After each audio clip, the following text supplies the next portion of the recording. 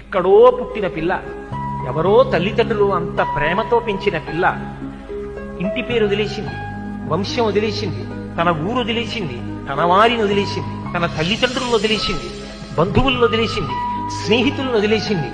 ముక్కు ముఖం తెలియని నా కొడుకు చిటికిన వేలు పట్టుకుని నా ఇంటికి వచ్చింది. తాను మరణ సదృశమైన వేదన పొంది ప్రసవాన్ని పొందింది. నేను తాతనయ్యానని తాను పొంగిపోతాను. నా వంశాన్ని నిలబెట్టింది. మా మామగారు బాగుండాలని కోరుకుంది, మా అత్తగారు బాగుండాలని కోరుకుంది. తాను నోము చేస్తే, వ్రతం చేస్తే నా భర్త దీర్ఘాయుష్మంతుడు కావాలని అడిగింది. నిద్ర లేచి మంగళసూత్రం కళ్ళకద్దుకుంటే మా ఆయన బాగుండాలని కోరుకుంది. నా కొరకు ఆమె ఏం అడగల. తన అత్తవారి కొరకు, పుట్టింటి కొరకు.